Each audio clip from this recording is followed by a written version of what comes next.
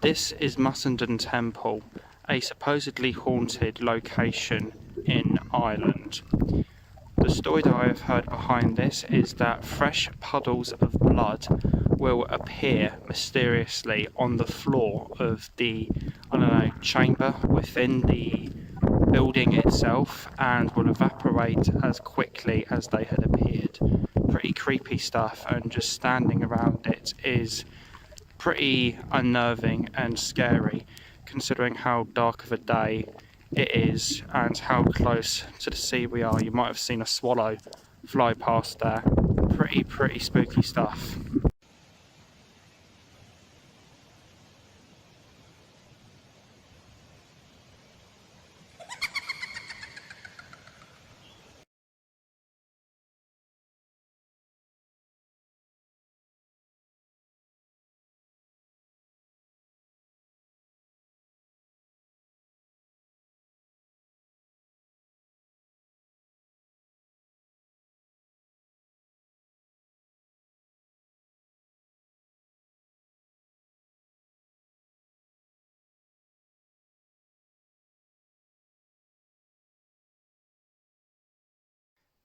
The paranormal for me is something that I have been fascinated by for life. Ghosts and supernatural happenings are a part of this world that has always struck my curiosity, and is a thing that I have loved exploring over the years.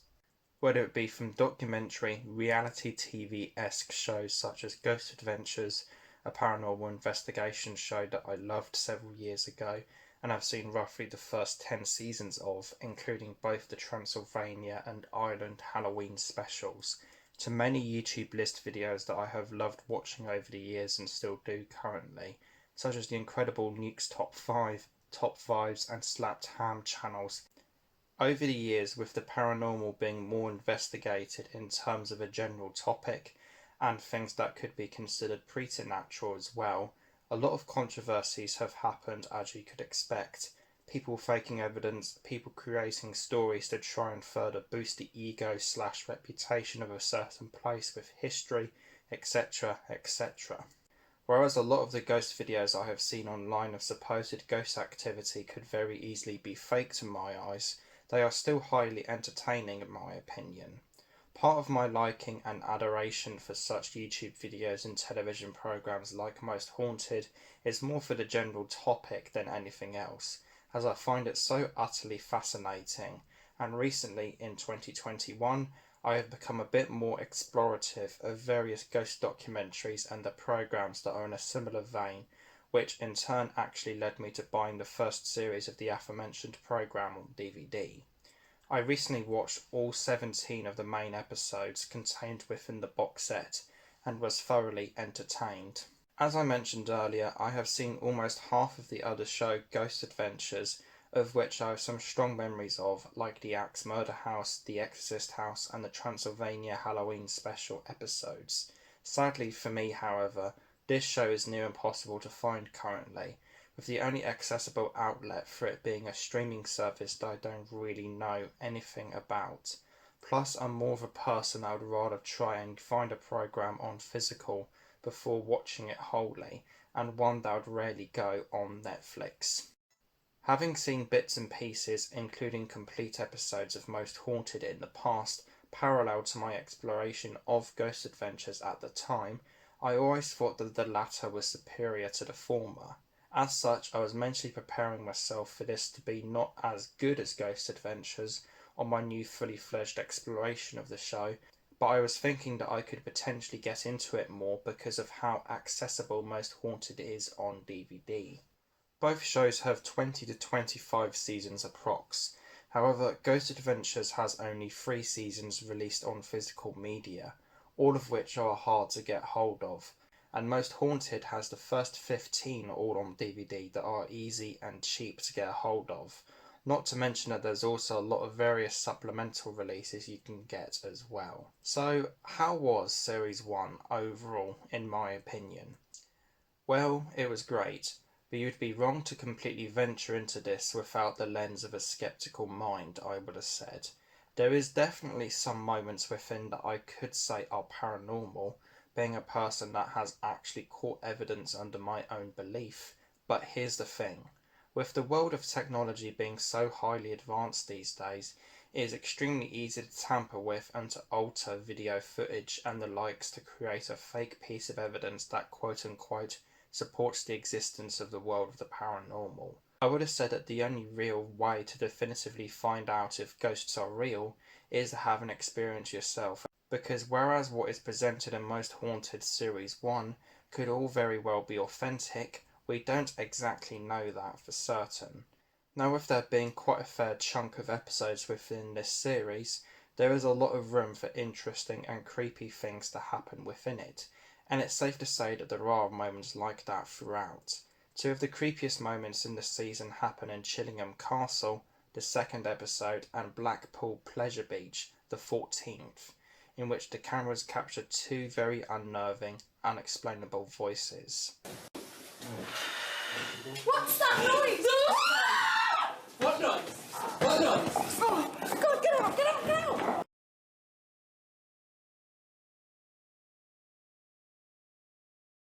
Trigger thing, I'm sure it just triggers off when it thinks. What is that noise? Hang on, wait a minute. I'm getting a bit freaked out here. One of the more controversial elements of the show on the whole is Derek Acorah, who got fired from the show during the 6th series. But why? And who was he? Derek was reportedly a spiritualist medium who are supposedly people that have psychic powers that can apparently talk and see the dead in their ghost forms effectively, from what I've gathered watching Most Haunted. Sam is the name given to his quote-unquote spirit guide, some type of entity that apparently helps him bridge the realms of the living with the paranormal dimension in regards to his alleged psychic powers. Whereas this is definitely one of the more silly sounding areas to the realms of ghosts and the supernatural, I would have said, personally I do think that something like what is shown with Acorah is possible, not to mention that there are a couple moments in the series itself where he is apparently making a connection with an entity parallel to another member of the crew experiencing something. In Series 6, during the second episode, Transmitted, the apparent medium drew up the names Creed Kafer and Rick Edels, which turn out to be anagrams of Derek Faker and Derek Lies.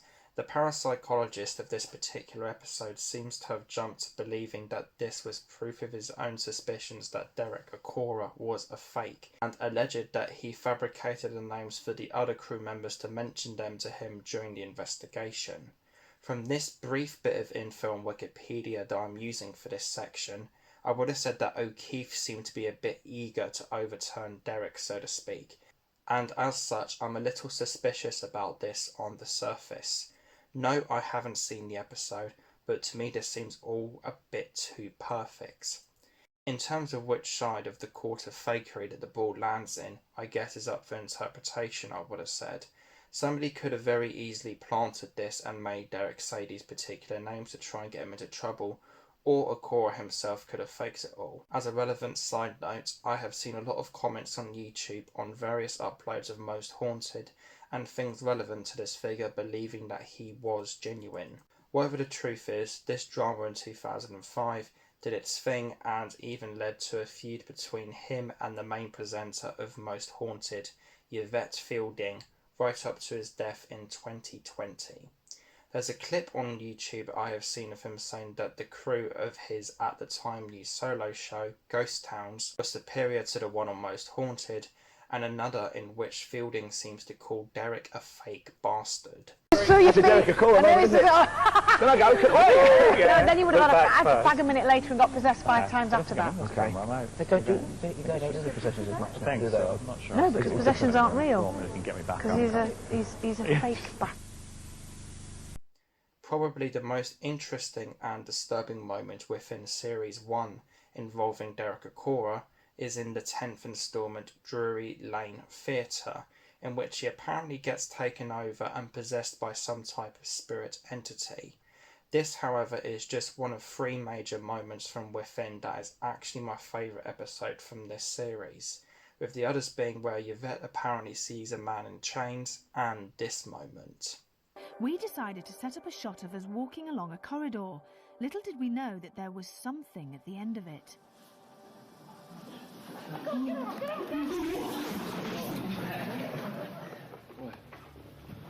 Where? Did you see your legs just there? Where? Just here, just right across there. Two legs there, just there. They were moving on their own. I saw them. We all bloody saw them. I've had to trim the clip a bit, but to further talk about it, of the 3 people within it that reportedly see the phantom legs, one is Jason Carl, which is significant as this was the season's skeptical parapsychologist. Throughout the 17 episodes you see him document, and in some cases witness, apparent ghost activity, but always tries to find a reasonable and rational explanation as to what it could be, with him saying that an odd thing that happens is unexplainable, and doesn't automatically jump to the conclusion that the event is a ghost or anything paranormal. To make matters more interesting, as a bookend to this segment, a photograph that was taken recently at the time that appears to showcase an apparition in the same area that this clip is situated in is talked about and speculated as to if it is the same entity that the 3 crew members saw. Now, whereas I have said that I personally believe that Derek Acorah's powers could be real, I have to keep in mind that he has done some things that are controversial to say the least. In 2012, he apparently claimed to have received a psychic message saying that somebody had died some time ago but would soon be reincarnated. That person in question was Madeleine McCann.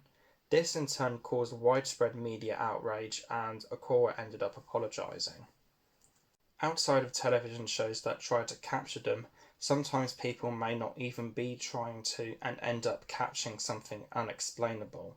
YouTube is full of things like this, as well as channels, in particular the Nuke's Top 5s channel, which is a very good archival one for videos like this as well as investigatory clips. One of the most interesting examples of these kind of clips, I feel, is from the often light-hearted and goofy YouTube channel TGF Bro, who managed to capture 2 very creepy, unexplainable anomalies during one of their videos. The upload in question is titled "Surviving in the Wild with Emergency Survival Kit Goes Very Wrong," a pretty simple by concept video in which they try to survive the night with a survival kit.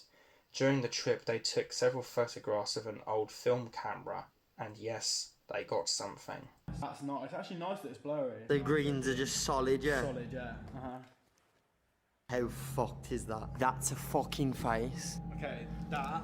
So what? That is a light. That. What is that? That's not light. That's fucked. That makes me feel horrible. That is fucking There's horrible. There's one more. I saw something in, bro. No, you're joking.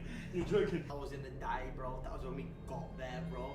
This was when I was saying. That was when I was going to go take a photo in the light. This is when we were saying, that let's take this one. Now, I know these chaps aren't exactly the most serious in terms of YouTubers with regards to their video content. However, they do seem to be, to me, very down to earth and genuine people outside of the general insanity that is their channel. I watched a video interview of them uploaded in April 2021 with regards to the drama that happened within one of their videos in which Jay cemented his head in a microwave. Yes, you heard that right. In it, they were unusually serious about how catastrophically wrong the video nearly ended up being, and very genuine about how dangerous it was and the fact that one of them nearly died.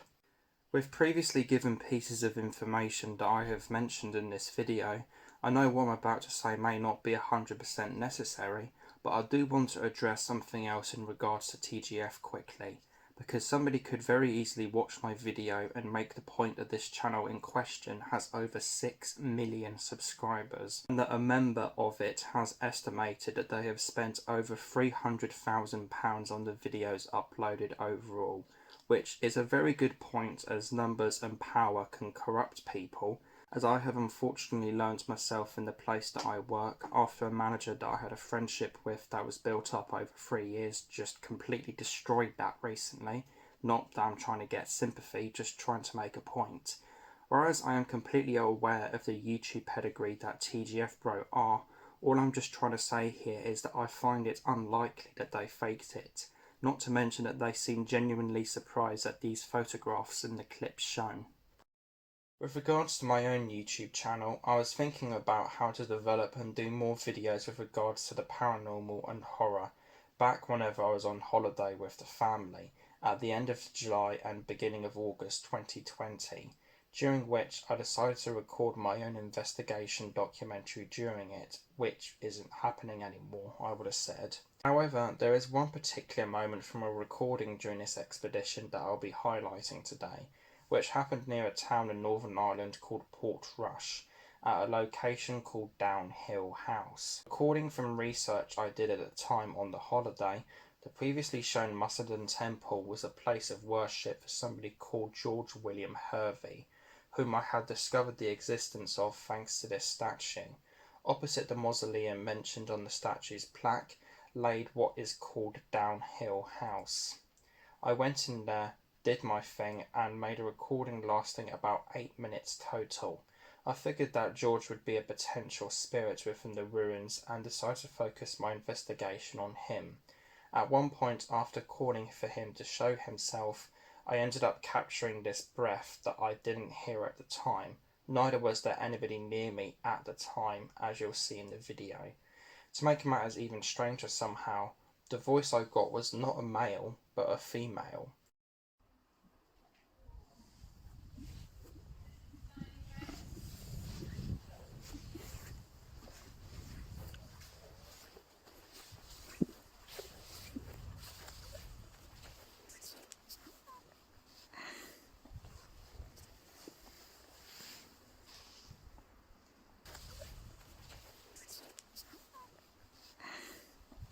In terms of whether ghosts or not are actually real, is something that has been hotly debated for centuries now, and regardless if you believe in them or not, I think it's still safe to say that whatever these things are, they've become a pretty common talking point whenever it comes to folklore and mysteries surrounding a place. Very much what could be called the DNA of a ghost story can be found in a lot of different things, and it has managed to entangle itself into various nooks and caves of popular culture and the media, even into bits that commonly don't fall into the category of horror can have essence of what could be considered a ghost story. My favourite TV show of all time is Doctor Who, namely the 1960s era, as that is what I like the most from it, and quite often the overall show has treaded the topical supernatural ground. The Fourth Doctor's tenure is a large and multifaceted one, but in its early stages it is very much considered to be a crossroads of the typical sci-fi of the show with the realms of gothic horror, not to mention that it had elements of the ghost story within it, such as the adventure horror of Fang Rock.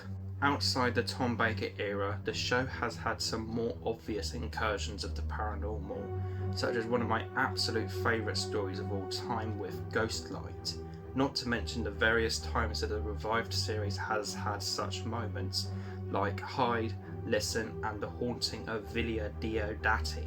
There's also the point of how Midnight from the fourth series of the Russell T Davies era was a replacement episode for what would have been a cross and meeting between both Doctor Who and Most Haunted. Despite it not happening on TV, the story was revived, tweaked and made into a Big Finish audio drama entitled No Place. One of the earliest examples of Doctor Who tackling the ghost story actually sits quite snugly in between my two all-time favourites, and it is called The Web of Fear. This was the second appearance of both the writing duo Mervyn Haseman and Henry Lincoln, but also the monster simply known as the Yeti. In their first story, their purpose was to be a science fiction explanation of the common myth of the abominable snowman. However, their second approach was very much not only a new version of them, with glowing eyes now included, but the incorporation of this piece of folklore into the ethereal realms of the ghost story. With regards to the paper-bound stories of the supernatural, one of my favourite authors of it has to be M.R. James, who at one point summed up the essential elements of what a ghost story should be, with some of these points being malevolence and terror, the glare of evil, pursuing forms in darkness, and long-drawn distant screams. I think it's safe to say that the Web of Fear has all of that. Doctor Who is just one of the many examples of how, over the years, this classification of a story has gone above and beyond from just being a marshmallow roast fest in the woods. It's something that has not only polluted literature, but a greater landscape of media, pop culture, as well as society itself.